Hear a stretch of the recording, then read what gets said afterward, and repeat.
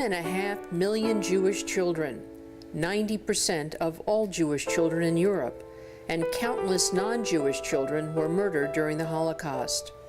For the fortunate few who survived the Nazis, their lives were changed forever.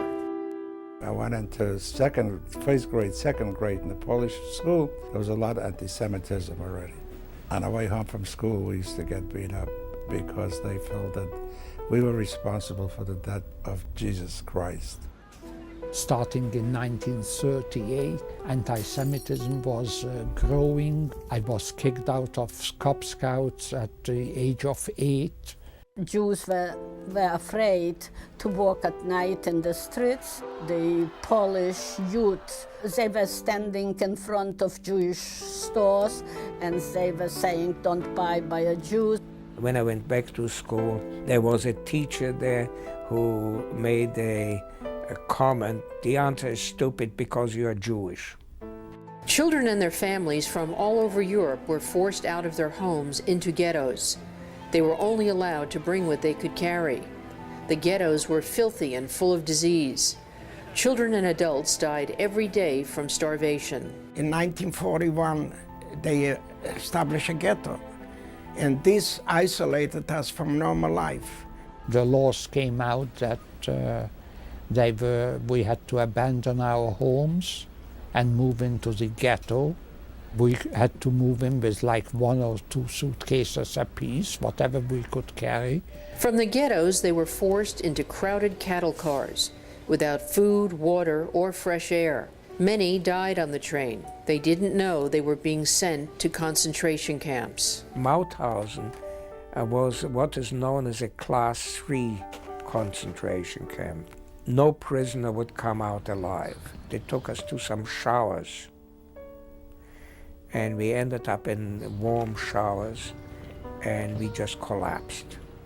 We were screaming with pain. It was unbelievably painful because everybody suffered from frostbite. Every so often there was a visit. We all had to undress, come to a certain place, and the assessment and Mengele, the well-known Mengele, looked us over. And if your body wasn't clean, that was the end of you too. You were directed to the crematoria.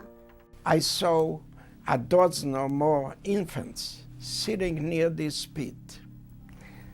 Not one of them was crying. They were looking at the inferno in front of them with the boiling bodies, with the smell. They were looking at everybody. Not one of them was crying. I was told later when the assessment came, he shot them and threw the tiny bodies into the pits. I can't forget their faces. Whenever I remind myself of Treblinka, I see their faces. Some children were lucky. They hid or were saved by non-Jews who hid them in secret places, in an attic or a cellar, or took them into their family. All types of people rescued Jews: Catholics, Quakers, poor people, farmers, nuns, ordinary people who risked their lives to save children. One day, my mother took me for a walk through the woods. She was carrying a cardboard suitcase and a down comforter, and we walked to a farmhouse, and a woman opened the door, a strange woman that I did not know, and my mother said to me, "You have to stay here, Gitula." That was the last time I saw my mother. I cried a lot. I didn't smile, I didn't want to eat, I cried a lot.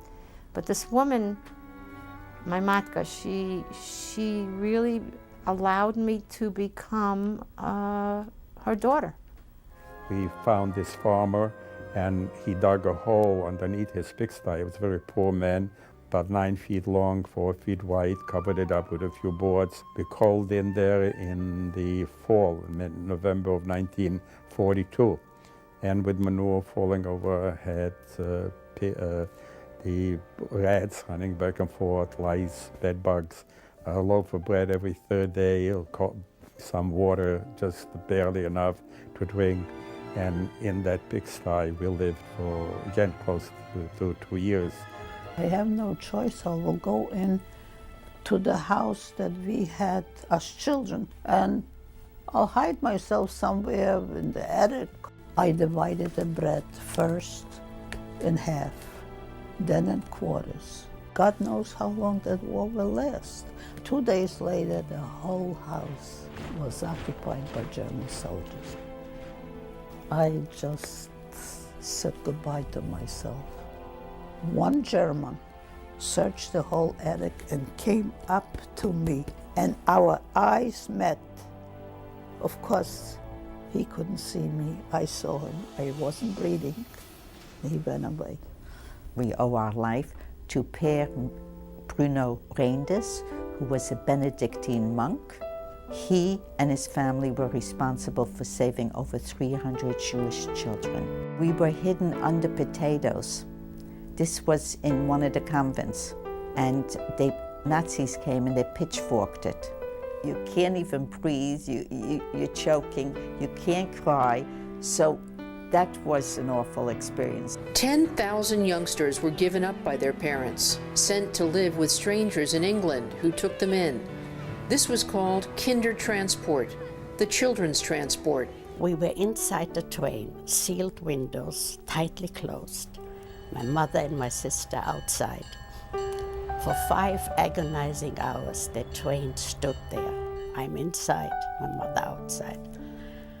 I prayed the train should leave already. I couldn't stand just looking at her. But I could not walk away from the window because I was afraid if I walk away, I'll lose her forever.